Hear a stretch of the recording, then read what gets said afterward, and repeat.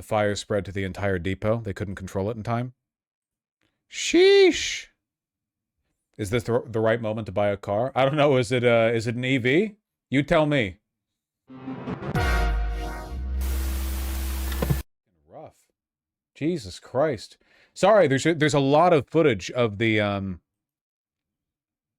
Omani storage facility on fire. Between this and the threat of continued mine laying, mind me why we did this shit again. We have to die for Israel. Unfortunately, it sucks, but we have to. We have no choice.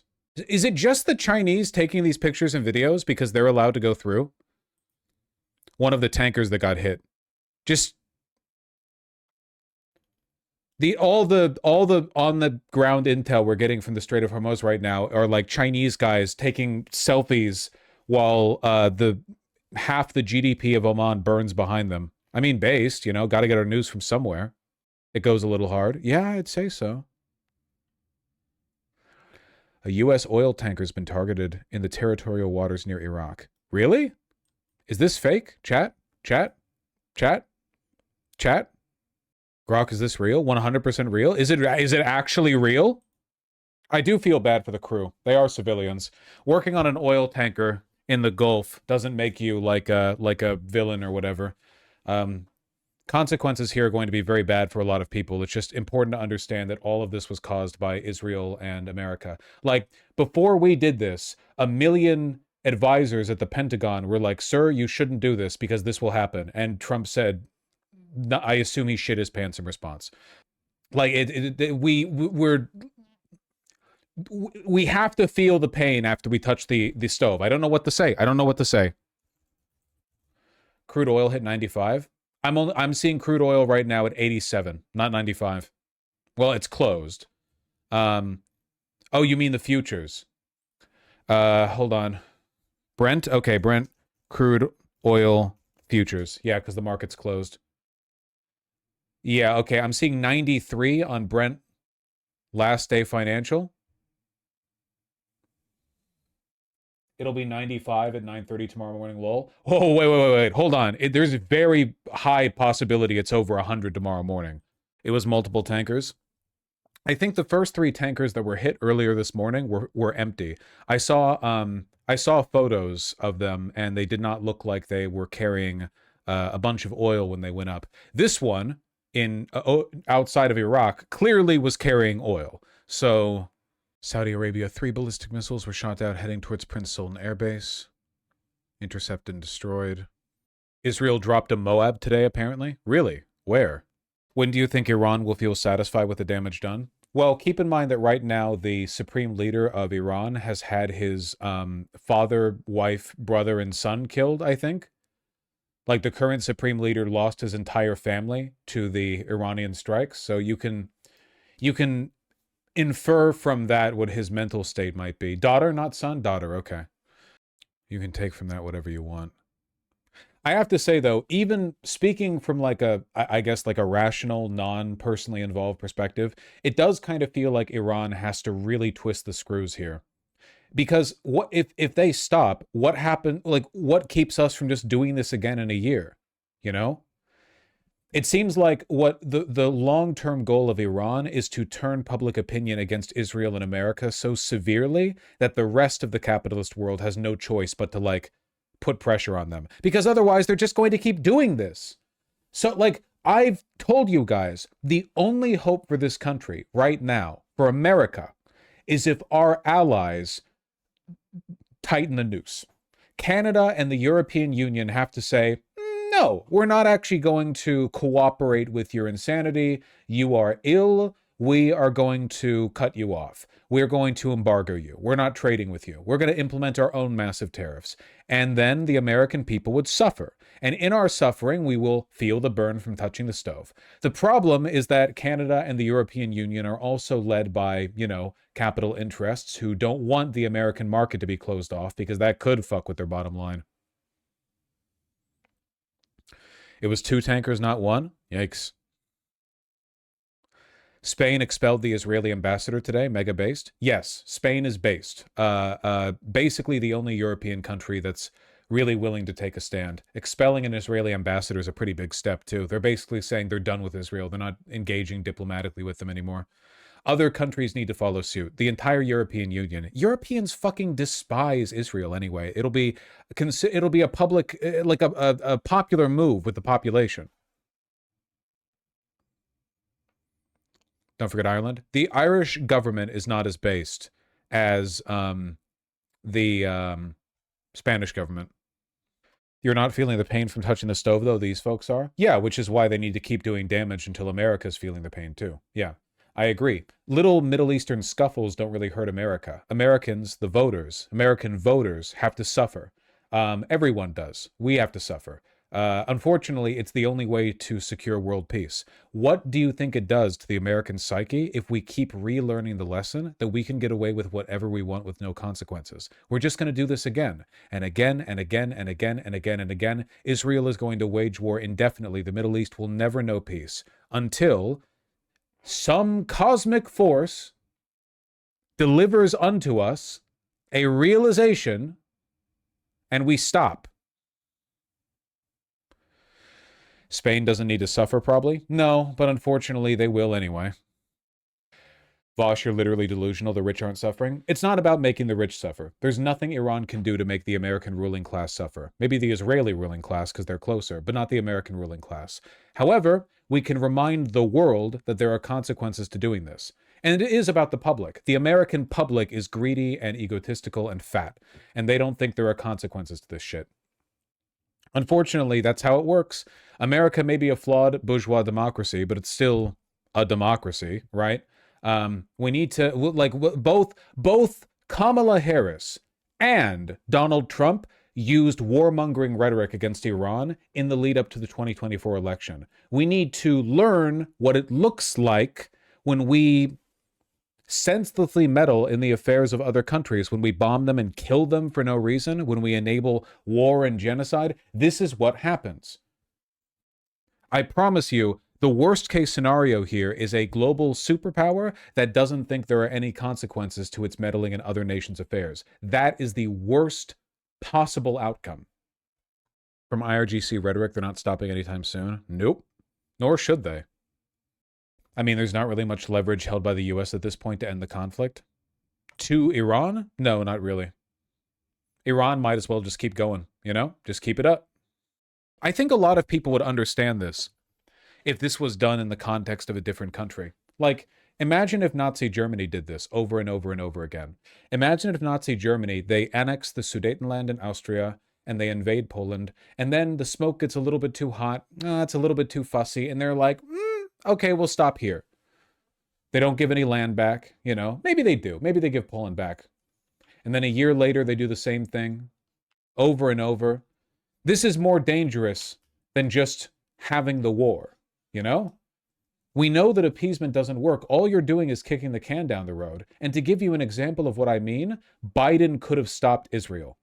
If the United States had not aided and abetted Israel in its genocide, day after day, 2023 and onward, we would not be here right now. Israel has gotten significantly more violent, militant, and genocidal in the past 3 years because we have structured their society to remind them that they face no consequences for their actions and that America will back them up no matter what. And as long as we're backing them up, they can do whatever the fuck they want. We protect them from UN condemnations. We protect trade to Israel. We block American politicians, make it illegal to do BDS against Israel. American governors, Democrats and Republicans, pass laws to make it illegal to boycott Israeli goods. We are telling the Israelis over and over and over again, there are no consequences to what they do. And now what do we have? Now we have this massive regional conflict that's threatening global supply lines. Appeasement got us here. Well, not just appeasement, enabling. I heard G7 nations might escort ships through Hormuz from Al Jazeera. Won't fix anything. The navies of the world cannot afford to escort all of the hundreds and thousands of tankers that move in and out of the Gulf It would not protect them from mines. It would not necessarily protect them from strikes. It would be unbelievably expensive. The insurance costs alone, no fucking way. It would bankrupt the global economy. Just keeping like a massive like international armada active 24/7. There's no way. It's not happening. It's not happening. 0% chance it's happening. What happens when they leave? Iran just keeps bombing these ships. We could have had a safe Strait of Hormuz, but we chose to invade Iran. I mean, we're naive if we don't think Iran has torpedo-like drones. They actually used some earlier today. Here, I think that we can... It's one of these ships. One of these incidents right here refers to their use. See? You can see it right here. This ship had a boat drone slam into it, a torpedo, an autonomous torpedo. You think that a U.S. Navy escort will necessarily protect them from that? I mean, maybe. Maybe. 1 and 2, 1 and 3 get through? 1 and 5 even? Maybe. I have news about the ship that was downed in Iraqi port Qasr. The crew thankfully survived and were rescued by Iraqi officials. That's good. I'm happy to hear that. I don't really bear any animosity to the civilians that are piloting these ships. Look at all this. This is just in the past couple hours, man. Heavy shelling of Iranian regime positions in Isfahan. Sheesh. Jesus Christ. Okay. At first, I thought all of these lights were rockets and missiles, but this is just the lights of the city. It's the angle that the shot's being taken in. I don't really know what I'm looking at then. That's a mountain. This is the smoke plume? I think so. Yeah, okay. I misread that at first. Still heavy shelling. Airstrikes in Isfahan. Iran's IRGC says tonight's fire in Israel was a joint and integrated operation with Lebanon's Hezbollah terror group. In a statement carried by the Tasnim news agency, the IRGC said it has launched several ballistic missiles. Hezbollah launched drones and rockets at over 50 targets in Israel. Nice. Israel is already faltering in their conflict with Lebanon. I'm not like 100% concretely sure of the level that it's at this exact moment, but it looks like it's going pretty poorly for Israel. They didn't expect Hezbollah to regroup this quickly. Man. They need to take on Turkey too. Yeah, apparently Israel also has to fight Turkey, I guess. And Qatar. They threatened Qatar as well. Lunatics. Israel's punching above its weight, it seems. Yeah, it's good for the global south, but bad for global stability that it seems like modern drone warfare has once again made conflict completely asymmetrical. You have these windows in history where every once in a while you invent a technology that makes the attacking side way better than the defending side, right? Like World War One, we were not at that point. Trenches and the early tanks and the machine guns and the artillery all led to trench war. Like there was stagnation, right? 1 billion people die in like 1 square mile of land. Then by World War Two, we have not modern, but we have pretty good, jets and bombers. Not jets, sorry, fighters and bombers, and you get missiles and eventually nuclear weapons. Modern tanks that can break through trench lines really quickly. And right now we're in like the drone era. Like right now it is so much cheaper to manufacture a drone and to send it to any one target than it is to intercept that drone. It's so much harder to intercept that drone. Like making a drone is like making a fucking RC car missile that could strike any one of a number of targets, whereas the interceptor has to be good enough to stop it. It's like the difference between throwing a baseball and being able to throw a baseball that can hit the first baseball out of the air mid-trajectory, which is like, I feel like you don't have to be a very good pitcher to pitch a baseball, but you've got to be a fucking monster pitcher to intercept the first pitch. FYI, Israel started planning this attack since late 2025, meant for it to be mid-2026, but the U.S. wanted it sooner. The United States, Trump, probably wanted it sooner so that it didn't happen right before the midterms. They probably knew this was going to be unpopular. Huge jump in fertilizer prices because of the conflict. With 30% of fertilizer coming through the Strait of Hormuz, we've only been in conflict for 12 days here, and our fertilizer costs have jumped 77%. Good. Soon farming will be unprofitable and all Westoids will starve to death, which is the long-term goal for the IRGC and a necessary prerequisite for a, democratic victory in the midterms. Small problem, famine in Pakistan, Egypt, and Kenya, and et cetera, et cetera. Yeah, it really sucks. A lot like America and Israel are killing a lot of people by doing this. Yeah, there are always going to be massive long-term consequences to fucking with the global oil trade routes, But like that's what we it is our responsibility as people who are not Adolf Hitler to guide this country in a direction such that it does not destroy the world. Like that's my hope. And I think that right now Iran is doing what it can to to punish us, to punish the U.S. empire, to punish Israel for our insanely reckless behavior. Hopefully that goes somewhere. I mean, it's not good.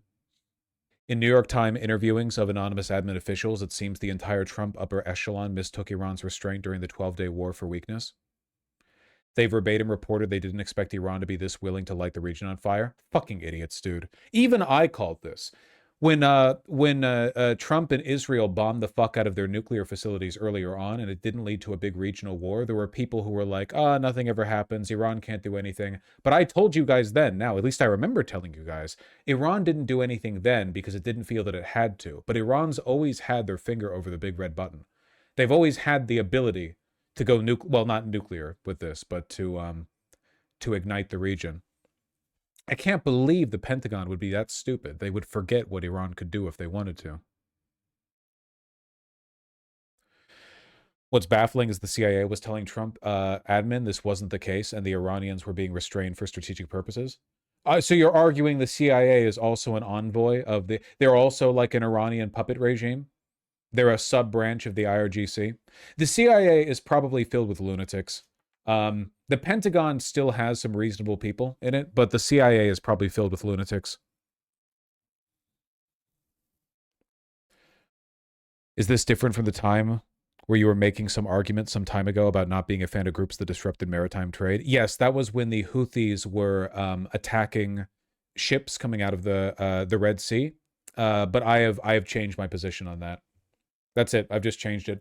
I thought that America could stop them from doing that. They couldn't. With all of our might, we couldn't. And B, I apologize for my naivete. I guess I didn't realize how committed we would be to ending the world.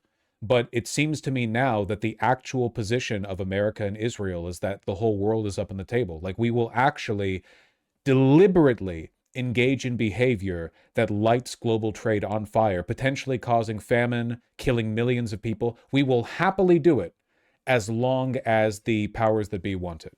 And in that, if that is what's on the table, if that's the goal here, it kind of seems like in retrospect, everything that every single one of these groups has been doing to oppose Israel was right. Not that everything they did intermittently was morally justified, but the overall goal of Hezbollah, Hamas, the Houthis, and Iran, all of them, they've been morally vindicated. Israel and America really will end the world over this.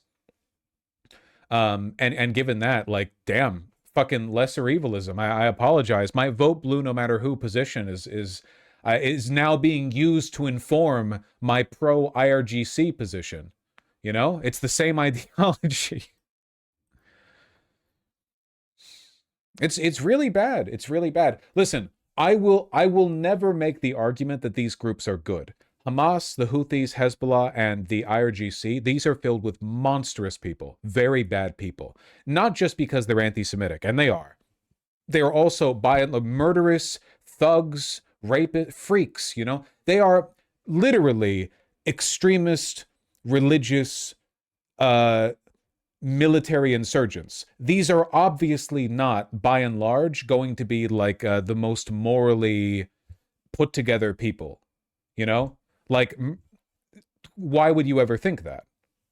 But it's not about their moral character. And I mean, to compare their moral character against the average shit that like a, IDF commander says. You can take from that what you will, but it's not like they're not fighting incredibly evil people as well. But in a purely sort of geopolitical, a distilled understanding of what's happening here, you have two sides fundamentally. One side wants Israel and America to stop fucking the region, and the other side wants to be able to fuck the region forever, no matter the consequences.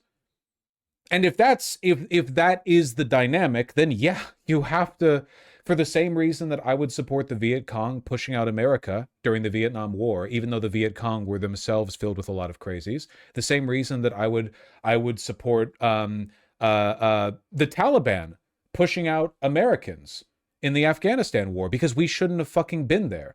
And the Mujahideen pushing out the Soviets. Like, at the end of the day, the lesson that we should have learned over the past 100 years is that this shit does not work.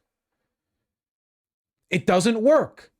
Giant foreign empires engaging in wars of occupation and regime change and nation building fail over and over and over and over again. And all they do is destabilize the region. They usually cause it to collapse that leads to infighting and civil war. By the way, those two things, they've been discussed within Israeli and American circles as a potential good end to this conflict. Like, we're so evil that we think it would be morally defensible to cause a nation of 100 million to collapse into civil war, potential like ISIS-style Islamic insurgency groups. They're fine with that. They don't care how many people die. This shit just doesn't work. But our belief that it works causes a lot of harm. Vosh, Hamas, by and large, have ditched the anti-Semitism and clarified their position on it. You can criticize them without spreading misinformation. Okay, sure. I mean, all I'll say, the most effective pushers of anti-Semitism on earth right now are Zionists. Israeli Jews and American Christians. Yeah, easily. How much anti-Semitic propaganda have I heard from Hamas? None. I don't even speak Arabic. How much have I heard from Zionists? While it's broadcasted day in and day out from American and Israeli news, I have no choice but to hear it. They are so insistent that the essential core of Jewish identity is a massacre of Arabs in the Middle East, and that the Jews are morally responsible for what Israel does, and in fact should celebrate it. I hear this all the time. This is very anti-Semitic. I don't think the average Jew has anything to do with what's going on in the Middle East. And I think that a lot of Zionist Jews are just responding to decades of propaganda conducted by Israel, birthright and so on. And they just are afraid for themselves. And I think there's a bit of legitimacy there. I don't think their Zionism is good or defensible, but I think that if you're just like a random Jewish guy in LA or New York and you're like, I kind of do think that Jews should have a safe place to live. Well, I'm not going to interrogate their beliefs too closely because I don't think they stem fundamentally from ethno-nationalism. But no, the Zionist media, it screams every day, you must be an ethno-nationalist. Zoran Mamdani, you don't think ethno-nationalism is good? We're going to remind you of this day in and day out, before your mayorship, after your mayorship. Everyone must know this great crime Zoran Mamdani has committed. He doesn't think Israel should be an ethno-state. How dare he? I think this is anti-Semitism. And it's not coming from the IRGC, it's not coming from Hamas, not coming from the Houthis, not coming from Hezbollah. It's coming from Zionist media, which is by and large, I mean, obviously, Jewish and Christian people, right? Like, it's not Muslims pushing this line for the most part. And I think it's very insidious. Sorry, I know I rambled there for a bit. I think it's important to, hold to that distinction. Karagan 2 has been attacked, most likely internally. 3 holes can be seen. Huh? It was 2 tankers hit in Iraq, not one. I know, somebody said that earlier. How are we doing over here, huh? In Tehran. Thanks, Uves. Did you see the explosion in Kon, Iran? Yes, I did.